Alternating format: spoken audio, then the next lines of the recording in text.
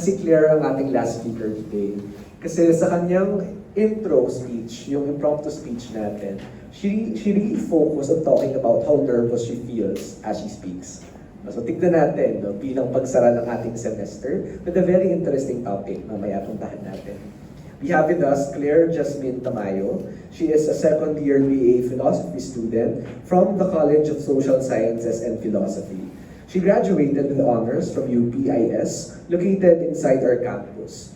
Throughout her years as a UP student, she has embodied being an Iskolar ng Bayan through active participation in national and social discussions, and she also enjoys talking about social and contemporary issues. Outside of academics, Claire enjoys listening to music and taking photos with her film camera while imagining different scenarios in her head.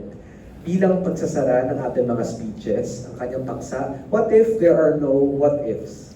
Palakpakan natin si Claire. Good evening, everyone. So first, I would like to congratulate all of us for finishing our speeches on what ifs. Kaya palakpakan natin. So we all talked about what ifs. Lahat tayo may pinaghugutan sa speech natin kung bakit yun yung napili nating topic, di ba? Kasi personal yun lahat sa atin. We experienced something that led us into thinking, what if there's a world that's different from this one I'm living in? Pero naisip niyo ba yung opposite? What if there are no what ifs? So, okay, before we think, ano daw, walang sense yung topic, o kaya napaka-existential at philosophical naman ito.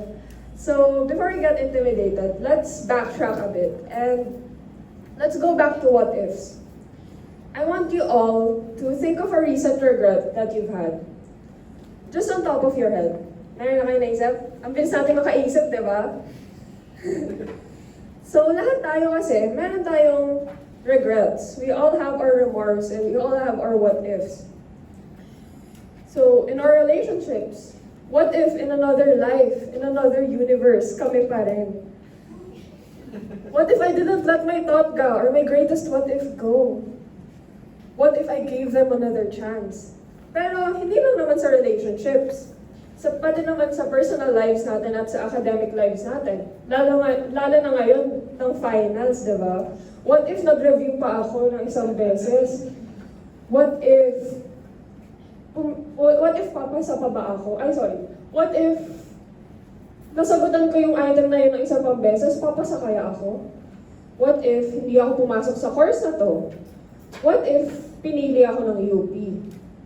Now, I'm not here to be like those motivational speakers and I'm going to tell you that, oh, we should put all of our regrets behind us. We should forget about them and move forward instead. No, I'm not going to tell you all of those things because I myself have way too many regrets that I can't put behind me or forget. In fact, let me tell you about a recent regret. I regret my manuscript speech. So for context, ako yung sinabihan ni sir na monotonous daw ako magsalita. So I was not satisfied with my manuscript speech. I felt like I was not able to convey the message that I wanted to say to myself. So I've been haunted by it for the past month. What if I did better? What if nag-isa pang take ako? What if I talked about this and that instead? Mas magiging okay ba yung grade ko? Will I be more satisfied? But on a much deeper level, I wanted to talk about these what ifs because I was diagnosed with generalized anxiety disorder. So I'm very familiar with these what ifs. Like at some point in my life, these what ifs are the only things inside of my head. So, that's the thing about this entire speech.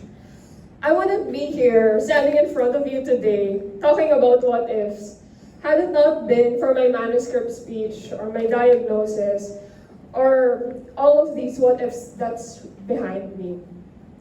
I wouldn't be talking about it, at least not in this humanist existentialist lens that I'm using right now. If not for these regrets, I would probably be talking about it in a more psychological sense to wrap up with my diagnosis. So what I'm telling you guys is that I want you all to hold on to those said regrets. Hold on to those what ifs and think about them for a second and realize how they have contributed to your current life. Who are we without our what ifs? Would we be the same people standing here and sitting there right now? Would we even be existing if not for these what ifs? Yeah, sabi nga ni Taylor Swift, if one thing had been different, would everything be different today? So the topic itself may be broad, and you may think, what do I care? Oh gosh, tapos na tayo sa speech. Patapusin niyo na ako. But, here's the thing. Out of everything I'm about to say in the next few minutes, I want you all to take away with just this. You are who you are because of these what-ifs. Because without those, you're not the person we know today. Wow, such a bold statement, right? According to Soren Kierkegaard, in the end, there will always be regret. It's unavoidable and inevitable.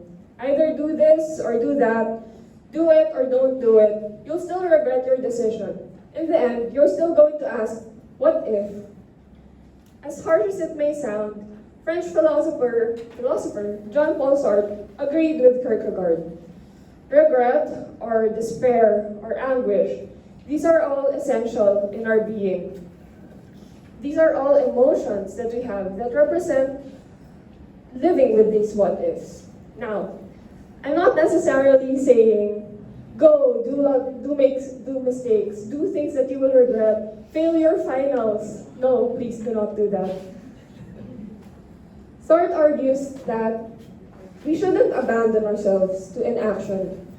We shouldn't regret things and think, okay, well, it is what it is. Rather, we grow from our regrets.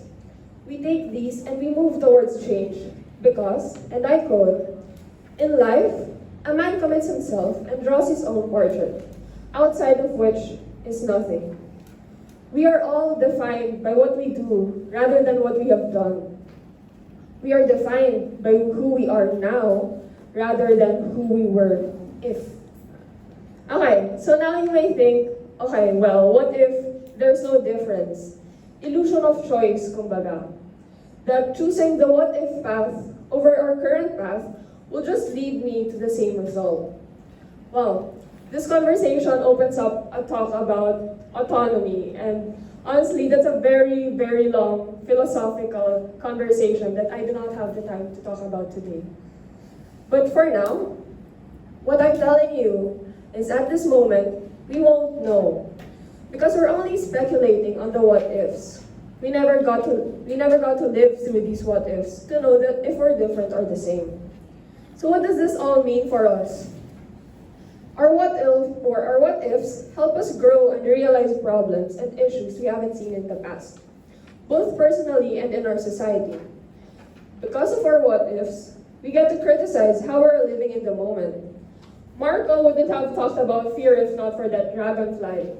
Kenley would not have criticized the justice system in the Philippines if he hadn't observed Rafi Tulfo.